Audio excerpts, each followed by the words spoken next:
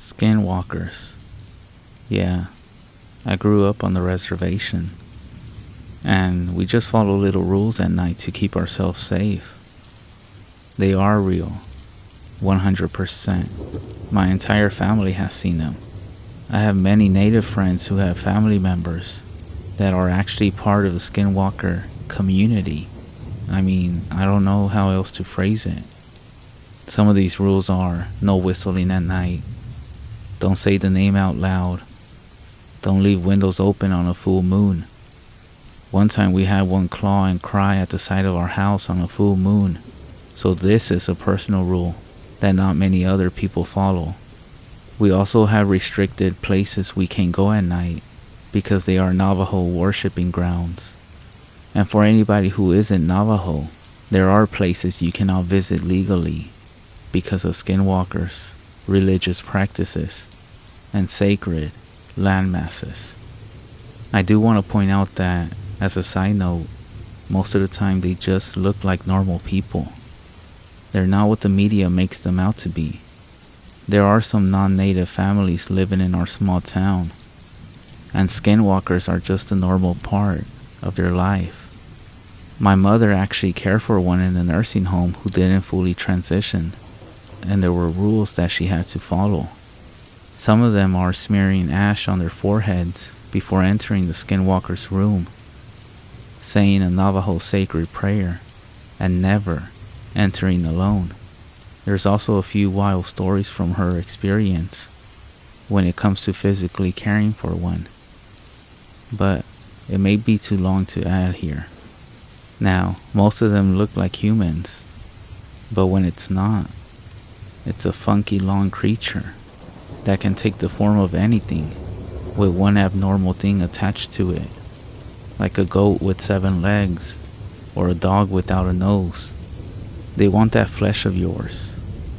So here are more extra tips to survive them. Living in the reservation is like playing a game of what the hell was that noise every night. If someone begins to smell like their flesh is rotting, run. If someone wants to take you to the reservation, politely say no and just move to another city. Don't ever come back, and pray. Pray to whoever you believe in. If you're not religious, pray to a random god, to anybody that comes to mind. Skinwalkers are demonic creatures. But if you're ever in the woods and you hear some whistling, this is a calling sign that the Skinwalker is coming after you.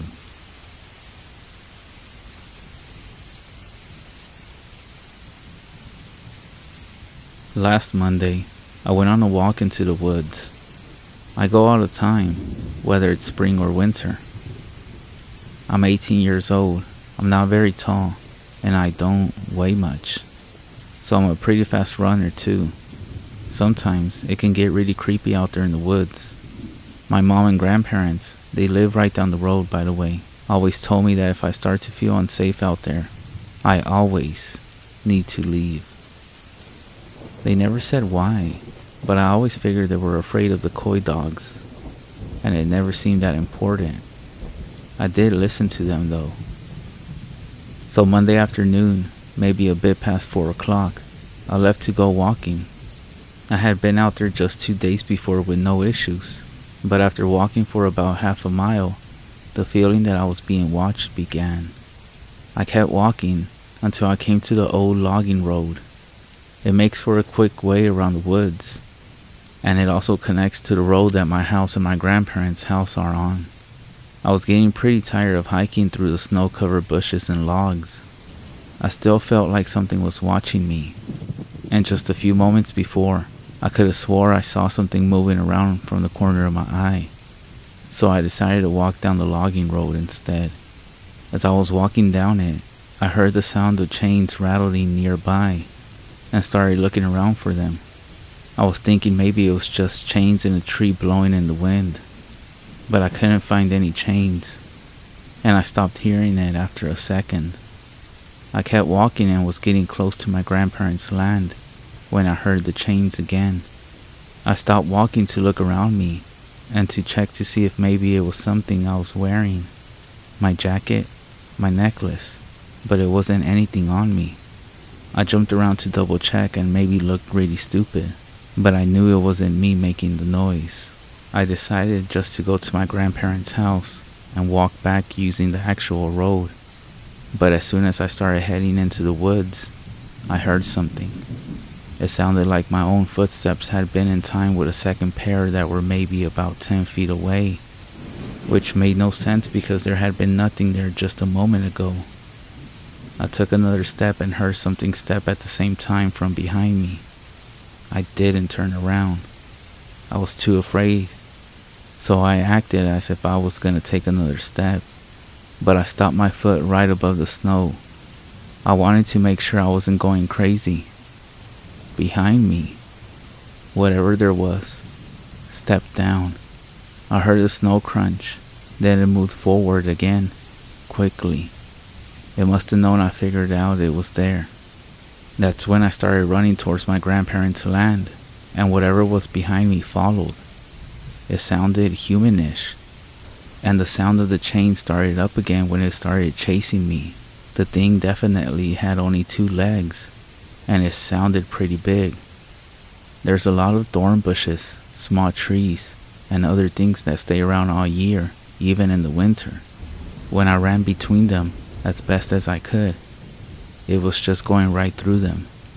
I glanced behind me for a second, and all I saw was a really tall, gray, humanoid blur before I looked back in front of me. The final stretch was terrifying. I could hear heavy breathing and chains rattling just a few feet behind me the entire time, and it sounded like it was almost growling. My grandparents' dog was up in the yard near the house and started barking, but he didn't run towards me. He just stayed by the house barking. Then he ran with me to the house when I got close to him. I ran up the door and went inside. The dog came in right beside me, and I slammed the door shut. I didn't hear anything, and I looked out the window, but there wasn't anything there. The dog was leaning onto me and shaking. My grandfather came to the door from upstairs after just a few seconds, and I started crying and told him everything. He became very serious and told me, "Don't think about it. Just forget it ever happened." I tried to ask him why, but he refused to tell me anything. I tried asking my grandmother too, but she didn't say anything. And she changed the subject.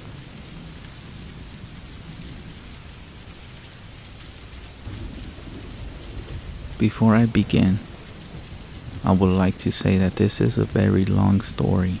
It's been something that's haunted me since I was 6 years old. Since my first encounter with it, I had dreams about this, and 2 very specific encounters with the creature.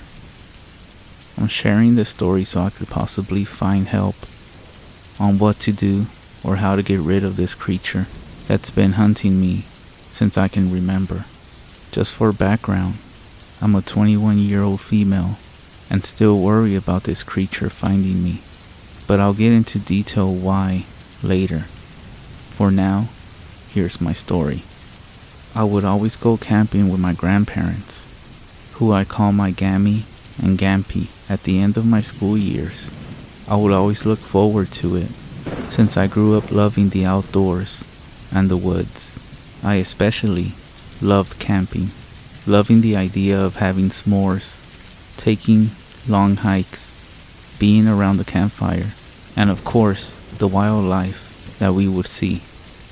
Now, I grew up in California, mostly near cities, so the forest was like my true home to me.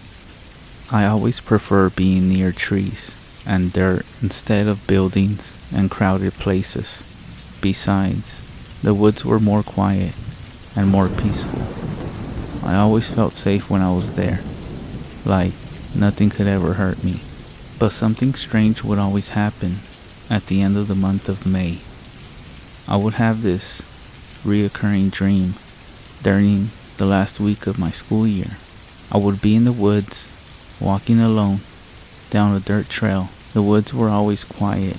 I would continue to walk this path until I saw this red fox poke its head from behind a tree.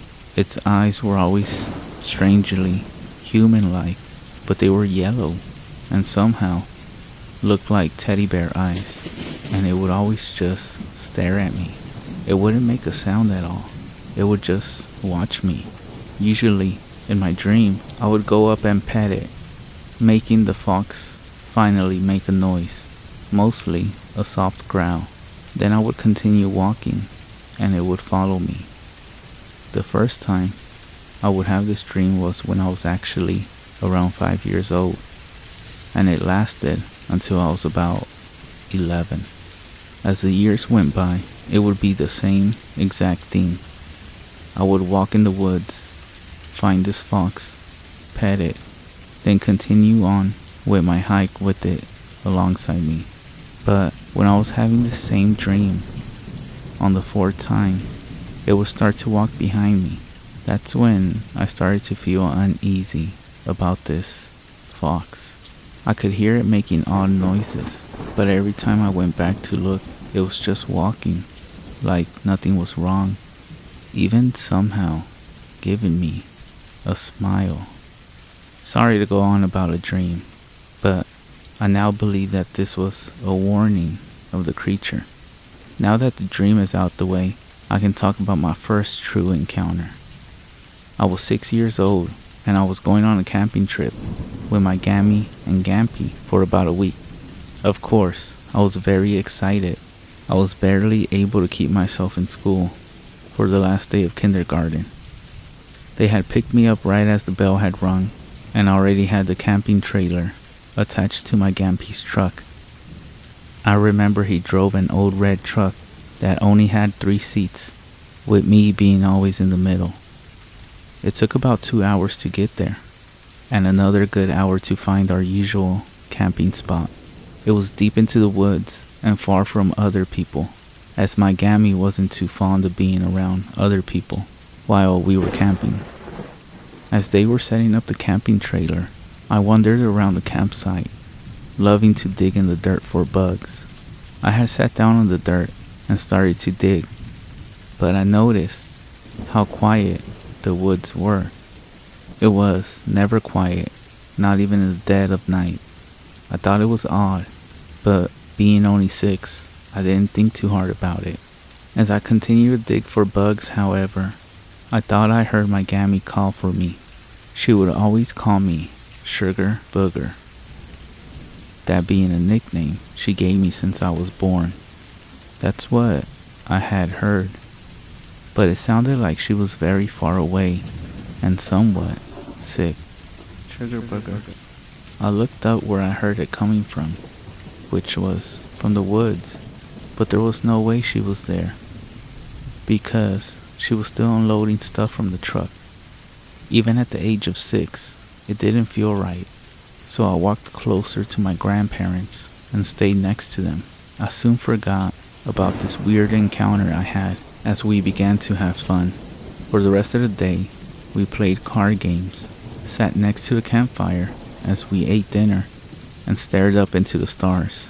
I always loved seeing the stars. There was never any where I lived at. We started to get sleepy around 9 p.m., I believe, and we started to get ready for bed. There were bunk beds that me and my Gammy would sleep on, keeping our luggage on the top bunk, and we would sleep on the bottom bunk. Due to my Gampy snoring, he would sleep on the couch of the trailer. I would always sleep next to the trailer window, just in case I couldn't sleep and wanted to look outside. I fell asleep pretty quickly though, that being the last day of school and all. It was pretty exhausting. I remember waking up maybe hours later. It was still pitch black outside. It wasn't weird for me to wake up late in the night, since I always had sleeping issues. I rolled onto my side, trying to fall back asleep, until I heard Sugar Booger. My eyes immediately shot open as I heard my nickname being spoken, but I knew it wasn't either of my grandparents. They were both asleep, and they were never known to sleep talk before. I started to feel this horrible feeling in my gut, like whatever I was hearing wanted to really hurt me. Even at the age of 6, I knew this wasn't normal. Then I started to hear tapping at the trailer window. It was soft, but loud enough for me to hear it. I just sat there, frozen in fear. I was trying to just brush it off as tree branches or rain, but I just knew it wasn't it. I could tell it was really someone or something tapping on the window. Then I decided to be brave and look. Big mistake. I pulled the curtain away to only peek, and all I saw were these large yellow eyes. They seemed glassy, yet not real. They looked like giant teddy bear eyes, but cold and unwelcoming. I remember in that moment I panicked and quickly closed the curtain back up. I then hid under the blanket, that being the only thing I knew to do when I saw a monster. I could feel tears falling down my face. I never had been so terrified in my life. I just curled up into my Gammy's side and clung to her all night long. That damn tapping only getting louder and more persistent throughout the night. I don't remember falling asleep, but somehow I did. I do remember my Gampy waking me up around noon, saying how if I got up quick enough, we could still go fishing, but I didn't want to leave the trailer at all, terrified that whatever I saw the night before would still be out there. I did eventually go outside, but I was just looking around, horrified that whatever saw me last night would get me. My Gammy immediately knew I was scared and pulled me into a hug when she saw me, asking me what was wrong. I did tell her what I saw and heard, and to my surprise, she believed me. The next thing I know, she was telling my Gampy that we were moving campsites. It took a bit to convince him, but he did eventually start to pack up and hook the trailer onto his truck. I was put into the truck so I could fall asleep, but I just couldn't. I kept feeling that I was being watched, thinking that every little noise was that thing I saw, that if I closed my eyes even for a second, it would get me. My Gammy wasn't too far from me when I heard it again, but this time it was my actual name, Aaliyah. In that moment, I had never seen my Gammy move so fast.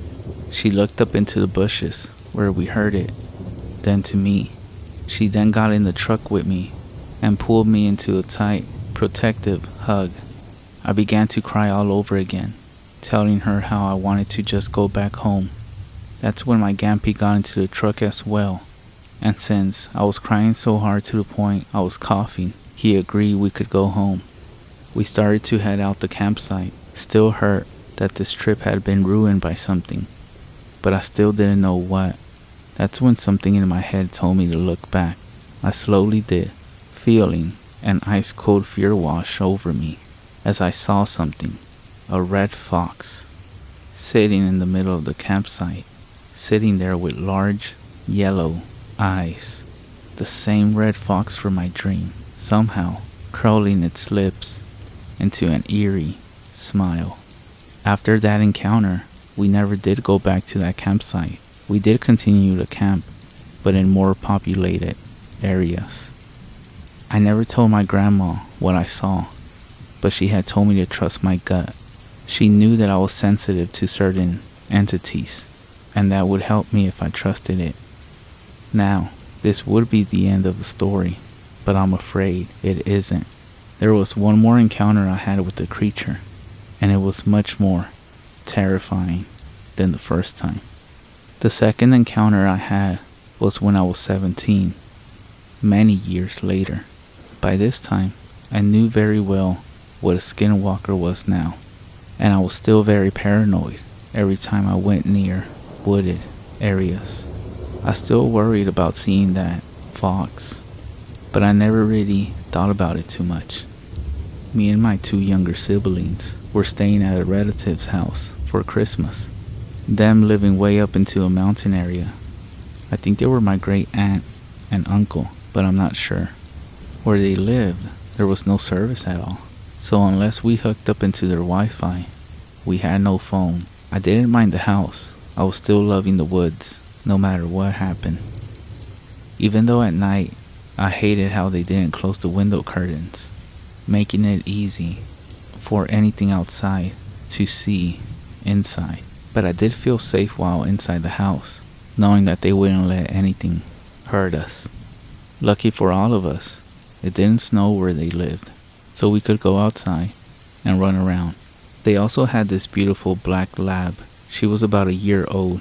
Her name was Pam. She was very playful and normally wouldn't listen to anyone but my uncle.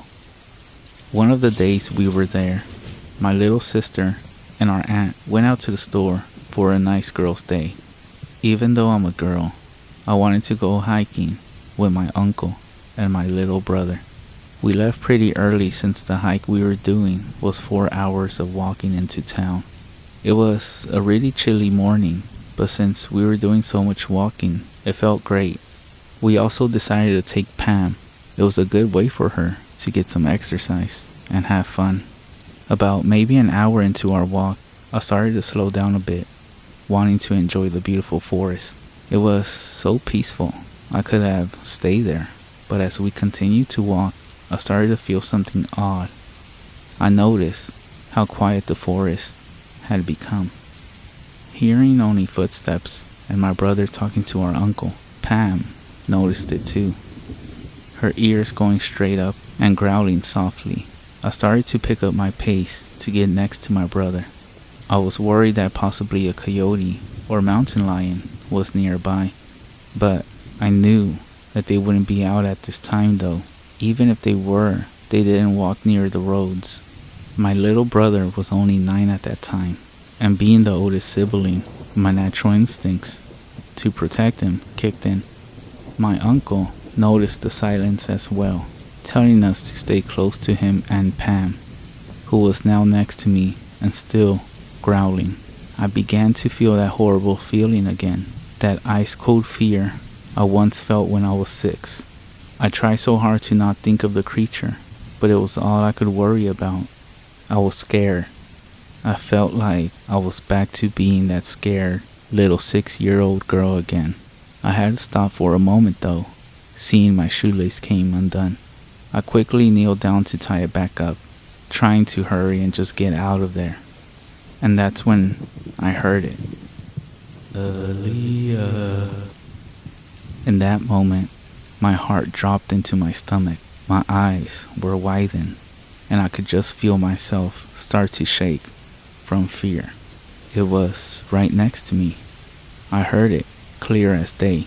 I slowly turned my head, and there it was. That same red fox, still having those horrid yellow eyes, and that same demented smile. Only this time, I saw it much more clearly. Its fur looked so matted and disgusting. The smell it had was like rotten, decaying flesh mixed with garbage. Its limbs were much too long for a normal fox, the back legs bending completely the wrong way. Those eyes were still the worst thing about it, but now they looked emptier than I had remembered. I wanted to scream, to run, to cry, but I just couldn't. I was frozen as I was, too scared to even blink. Then I heard it speak again. This time, however, it had mimicked my little brother's voice. Found you. Before anything else could happen, Pam suddenly jumped in front of me and started to bark like mad, snapping and growling so aggressively that it scared me out of my frozen trance. When I looked back, it was gone. I used that moment to run over to my brother and uncle, who didn't see what I saw, as they were too far ahead now. But I heard my uncle start to pray and sing a song under his breath, keeping my brother and myself close to him. I was just too scared to even look back, so I just kept my eyes on the ground and refused to stop walking. Pam had stopped barking, but she was still growling and never left my side as we continued our hike. My little brother was a bit worried, but he just thought it was a coyote. When we finally made it into town, my uncle had called our aunt and told her to pick us up, saying something about how it wasn't safe for us to walk back. Thankfully, she did come and get us, but she was confused since we talked about that hike for days. On the car ride back, Pam never left me alone. She was right with me the entire time. She knew that thing was after me, and she was protecting me. I was very grateful that she was with us. Who knows what would have happened if she wasn't. When we got back to the house, I was talked to by my uncle and aunt. I told them what happened and what I saw, and then they started to pray and check that all the locks were shut tight. My aunt started putting something around the doors. I now believe it was most likely ashes, but I never did find out. Unfortunately, this made our Christmas vacation cut short, as they were worried that I was not safe while still in the woods. We had to be taken home the next day. They made an excuse of how there was an emergency with a friend and that they had to help them out. I felt horrible that this Christmas was ruined, but once I did leave the woods, I truly felt safe again. Before they had to drive back home though, they told me that it wasn't my fault, and that lucky for all of us, it didn't hurt me or the other kids. It did make me feel a bit better, but it still brought up a lot of questions and worries. It was still around. How? Why? What did it want from me? Does it want my skin? My soul? Was I just going to be tormented by this thing forever? I still don't have answers to these questions, and that's what really scares me. Now, I have long moved from California, and now live in Kentucky. I do live in the woods, but so far, that thing hasn't found me. I know that seems very stupid on my part, but life had changed a lot when I was growing up. I was given no other option to live somewhere else, and my grandpa in Kentucky was kind enough to let me live with him. So please don't call me an idiot for moving to the woods when I had no other choice. Anyways, I am happy it hasn't found me, but I'm still worried. Can it still find me? Is it still hunting me? I'm not close to anyone who knows truly on how to get rid of this thing, and that's why I'm telling my story now, so I can possibly find help. So please, if there's anyone out there who does know, please help me.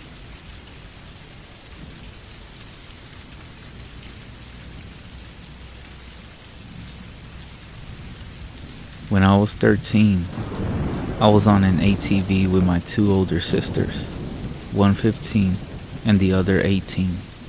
We were going to my grandma's place, which was less than 2 kilometers away from my parents' place. We were traveling through our fields, but on the way, I suggested we go around the fence so we didn't have to open the gates. It was pretty much the same road, just a bit off to the side. As we get to the middle of the field, we all noticed something sitting on top of the hill we were about to climb. We slowed to a crawl because it looked human. We thought maybe it was an animal that had fell and was stuck, or maybe it was my uncle who looked after the cattle.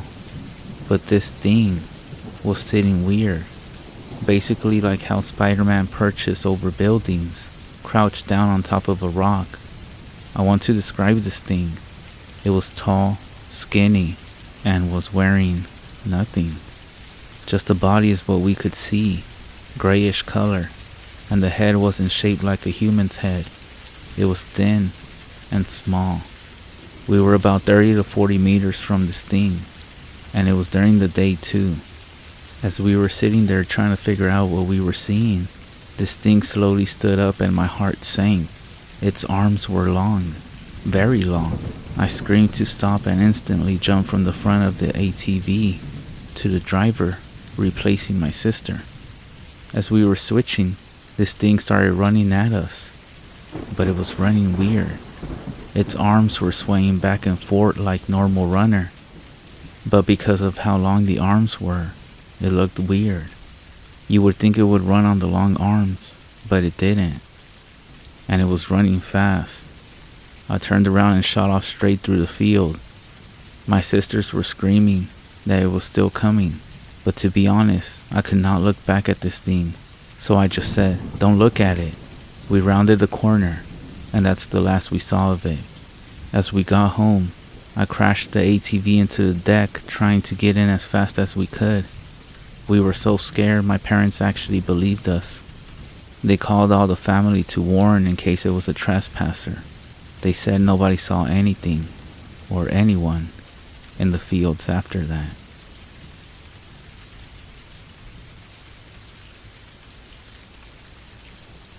Alex, Jim, and I decided to go camping. We set up camp, decided to just drink and talk, and that's what we did all night. About anything and everything that came to mind. It was 3 a.m. and we were still chatting away until we heard something in the trees. Some kind of cracking sound. Could be a bird, said Jim. A big damn bird, I replied, with slight confusion. Could be a monkey, joked Alex. We shared a laugh and ignored the sound and continued to talk. Another half hour had passed and the sound had completely stopped. I wonder what that was anyway, Alex said. Well, I have no clue, I replied, taking a sip of my beer. Well, I hope it's gone, because I need a piss, Jim said, standing up and heading to the trees. A few minutes passed, and Alex and I grew concerned. We best go look for him, said Alex. He sounded a little annoyed. We stood up and walked in the direction Jim went. It didn't take long to find the first drop of blood, and then the trail that led deeper into the woods. What the fuck? I said, shaking. We began shouting for him, following the trail. I was the first to see him, standing in a clearing about 10 meters away. He was facing away from us. We tried shouting, but we got no response. We walked closer, and we noticed him twitching violently. He was covered in blood and clearly beat up. I was about to say his name once again, but the word got stuck in my throat when I saw the bloody pile of meat on the floor next to him. I think Alex saw it too, as he also went silent. As if by magic, Jim turned to us, and we saw his face was literally hanging off, and underneath was pale gray skin.